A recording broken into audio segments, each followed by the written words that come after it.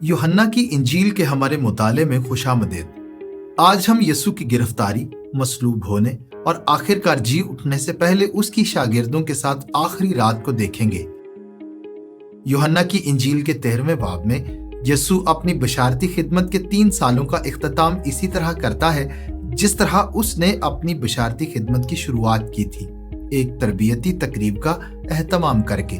मत्ती की इंजील के बाब नंबर 5, 6 और 7 में पहाड़ी वाज को शागिर्दों की तरबियत के पहले वाक़े के तौर पर बयान किया जा सकता है।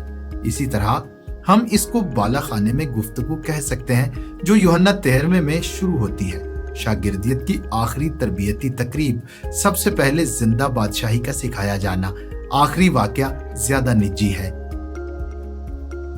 यूहन्ना की पूरी इंजील में आप यीशु के वक्त के बारे में 7 बार पढ़ेंगे कि वो वक्त कैसे अभी नहीं आया या आने वाला है।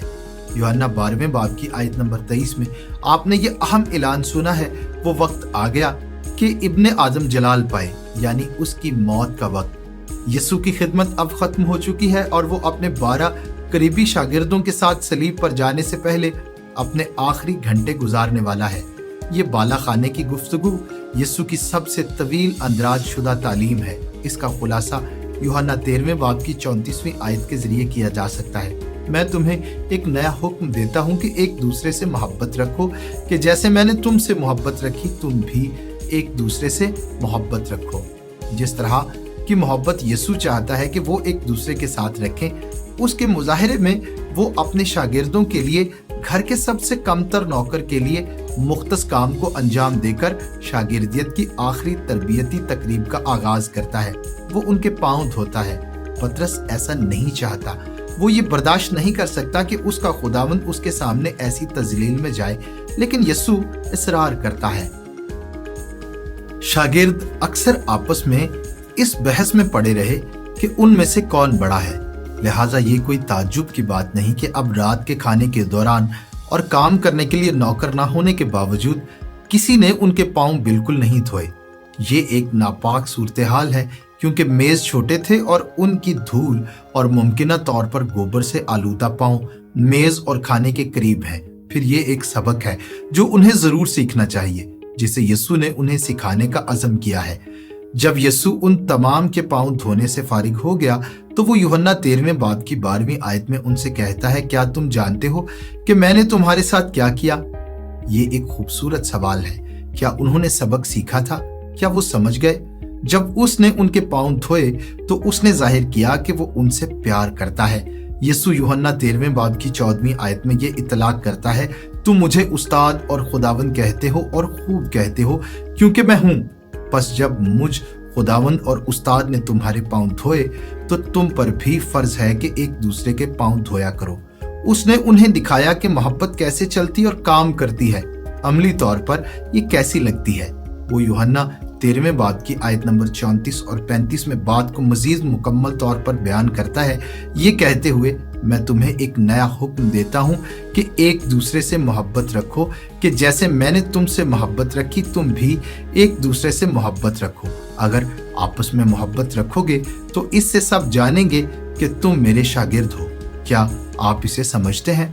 यीशु के शागिर्द को एक ऐसे शख्स के तौर पर जाना जाना चाहिए जो दूसरों के लिए मुसलसल कुर्बानी, खादमाना दिल की मोहब्बत जाहिर करता रहे। बस आपको अपने आप से पूछना चाहिए, क्या आपकी जिंदगी यीशु के शागिर्द के उस मयार को जाहिर करती है? क्या आपकी कलीसिया इस किस्म की मोहब्बत की मिसाल देती है? अगर कोई बेईमान आपके साथ वक्त गुजारता है तो क्या वो आपकी इंतहाई इंसानी मोहब्बत और देखभाल के मुजाहरे से मुतासिर होगा? कितनी शानदार लेकिन मुश्किल बुलाहट है। बाला खाना की गुफ्तगू के दौरान यीशु जानता है कि उसकी मौत का वक्त आ गया है। ये उसकी सबसे बड़ी आजमाइश होगी, ताहम ये उसके शागिर्दों का सबसे बड़ा इम्तहान भी होगा। यीशु नहीं चाहता कि उसके शागिर्दों का ईमान टूट जाए, इसलिए वो उनसे जुड़े रहने के वादे करता है और आने वाले मुश्किल मौसम में तवज्जो मरकूज करने का हुक्म देता है। यीशु यूहन्ना 14वें बाब की आयत 1, 6, 14, 15, 23 और 24 में कहता है, तुम्हारा दिल ना घबराए, तुम खुदा पर ईमान रखते हो, मुझ पर भी ईमान रखो। राह और हक और जिंदगी मैं हूं। कोई मेरे वसीले के बगैर बाप के पास नहीं आता। अगर मेरे नाम से मुझसे कुछ चाहोगे तो मैं वही करूंगा। अगर तुम मुझसे मोहब्बत रखते हो तो मेरे हुक्मों पर अमल करोगे।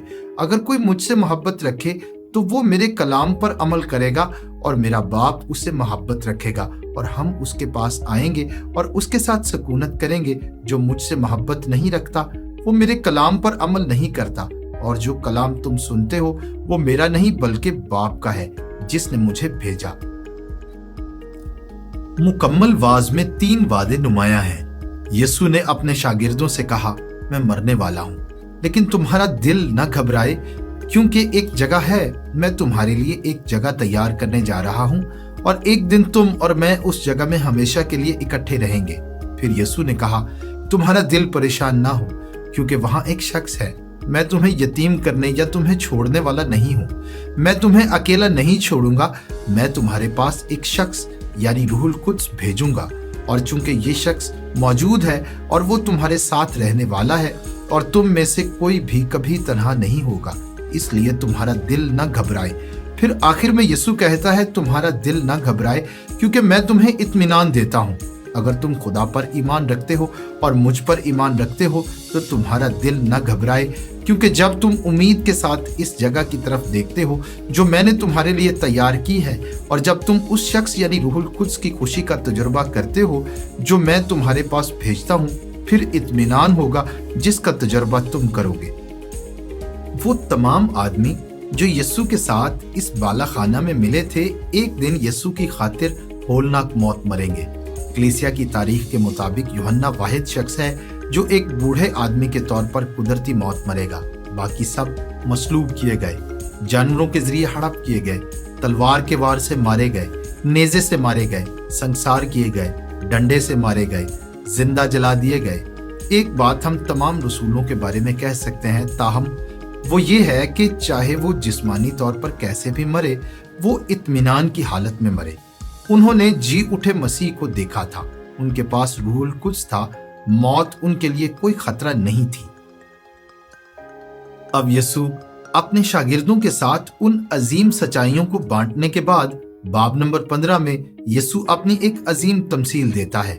यूहन्ना 15वें बाब की आयत नंबर 1 से 6 में यीशु कहता है, अंगूर का हकीकी दरख्त मैं हूं और मेरा बाप बागबान है। जो डाली मुझ में है और फल नहीं लाती उसे वो काट डालता है, और जो फल लाती है उसे छांटता है ताकि ज्यादा फल लाए।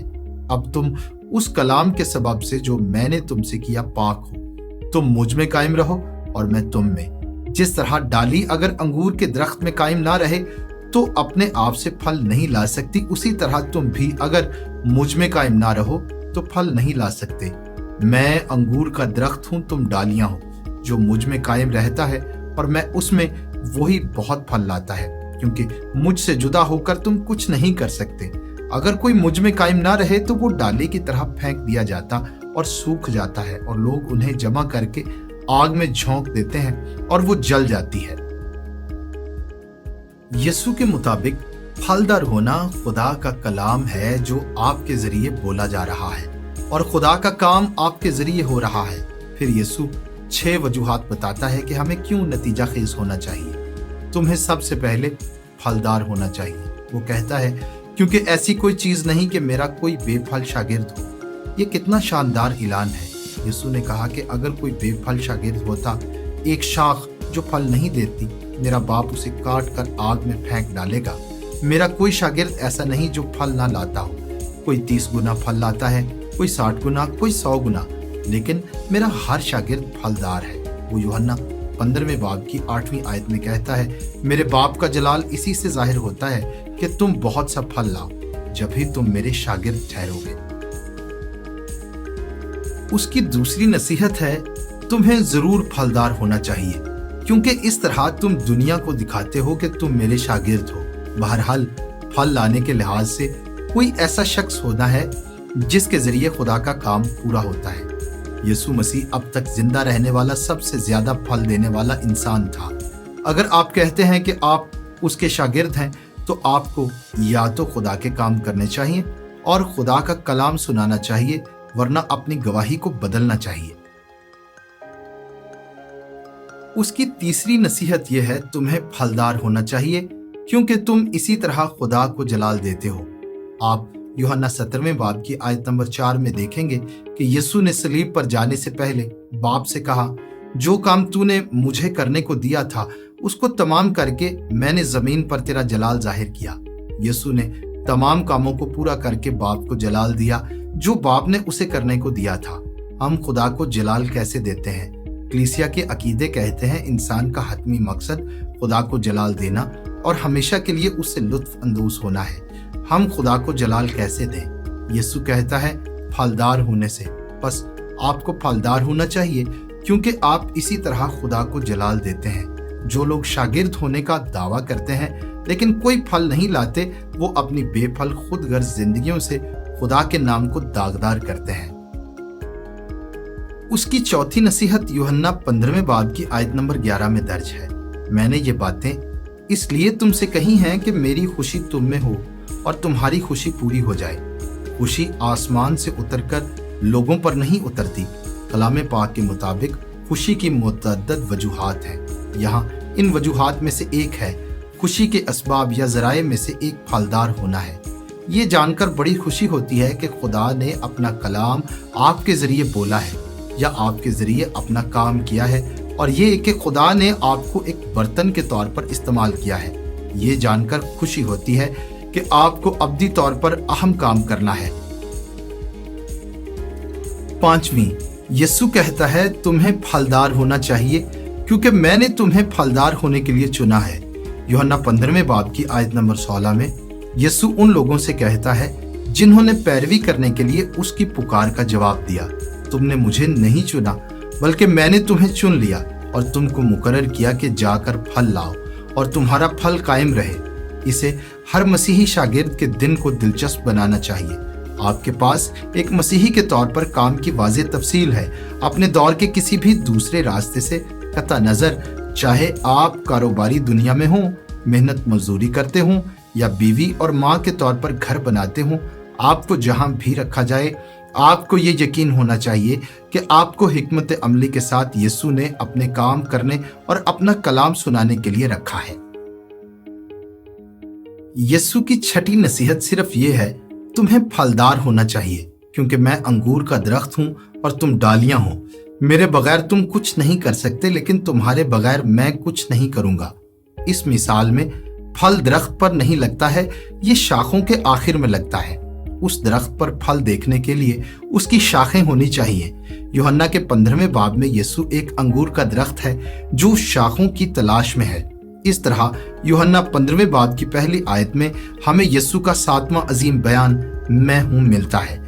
मैं अंगूर का हकीकी दरख्त हूं और मेरा बाप अंगूर का बागबान है।